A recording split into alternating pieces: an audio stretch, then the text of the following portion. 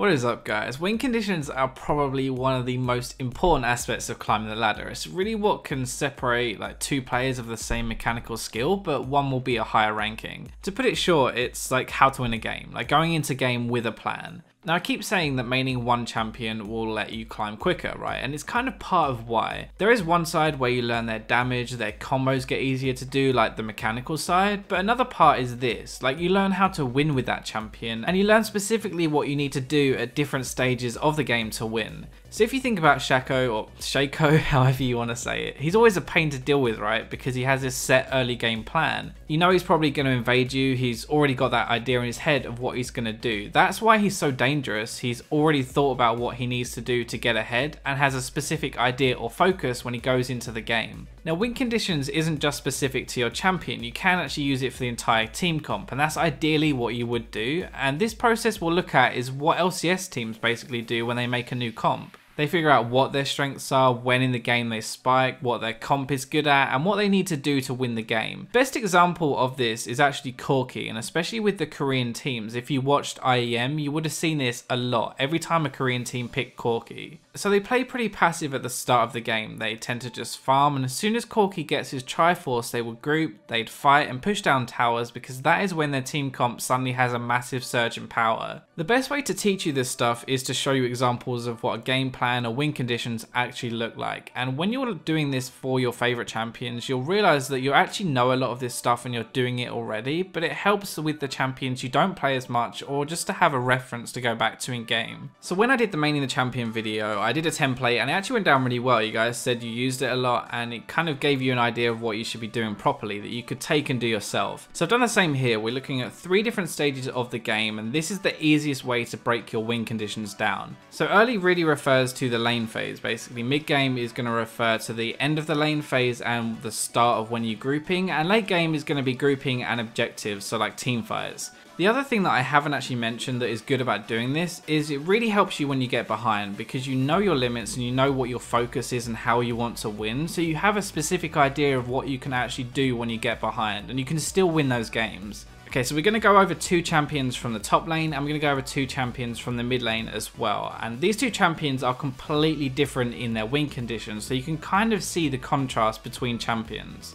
Alright, so let's start off with Hecarim, and early you want to harass and you want to try and get a kill with that ignite. Remember what I said before in my last video, you take TP and ignite so that you can get an advantage in lane. Now when you have that advantage, you don't want to be TPing back to your lane anymore. You can run there because you rush your boots and you have your E quickly anyway, so there's no point teleporting to lane. This is when you want to use your TP to gank bot lane, or you want to push your lane and you want to roam down to the mid and try and use that big AoE ultimate of yours to get some kills and snowball. When you're moving into the late game, you want to use your home guard TP to start fights. Like that's a really cool thing that Hecarim does, is because he's so fast, he can TP to the side, run in, attack the carries, and there's not much they can do to stop it. The final thing is what to do when you're behind. So you don't really have any outplay potential. Like Hecarim is a very simplistic mechanical champion. You just kind of run at people and press your Q. So you want to roam and create advantages.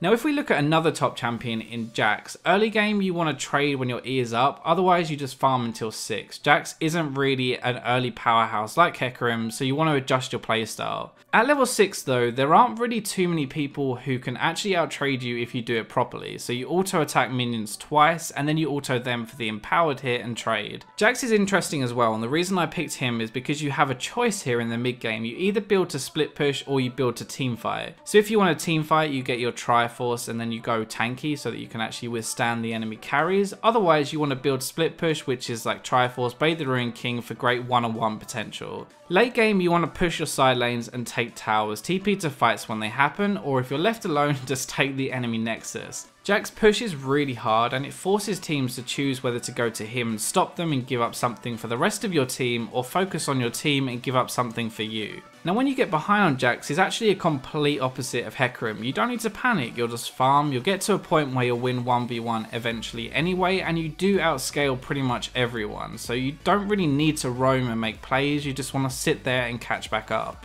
So let's move on to the mid game. We're going to be using Katarina and LeBlanc, two completely different champions. Now the early game for Katarina, you want to be farming as much as you can. You farm and harass the enemy with your Q if possible and just try and survive. Mid game you want to push your lane and roam, or sometimes just even roam because you don't need many items to do huge damage, but your ganks are really effective because of your E and your resets. Late game you want to be looking for team fights around objectives. You're pretty bad at sieging, but you're great at all-in team fights, and objectives are the best place to do this, so buy a sweeper, take away vision and force the enemy to come to you.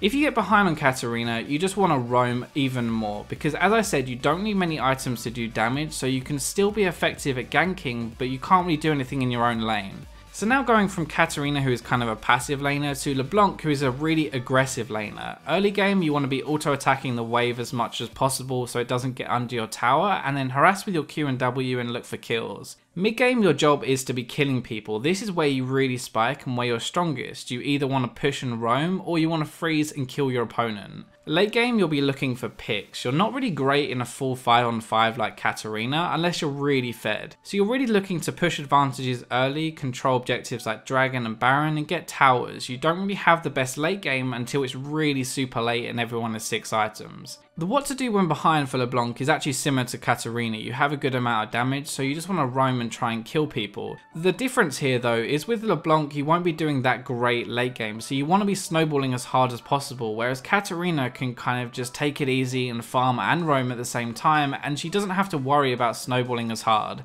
So there you have it. There are 4 examples and they're all extremely different. Like the top laners are completely different playstyles, and it shows you why win conditions and figuring them out before the game are so important, because there are specific things you need to do on those champions to win the game. Hopefully this gives you an idea of why win conditions are so important and how to figure them out for your own champion pool as well. If you do struggle, then please leave some comments below. Tweeting me is probably the best because I'm most active on Twitter, or you can Facebook message me as well. But that's all for this video, so make sure you like, subscribe, and I'll catch you next time.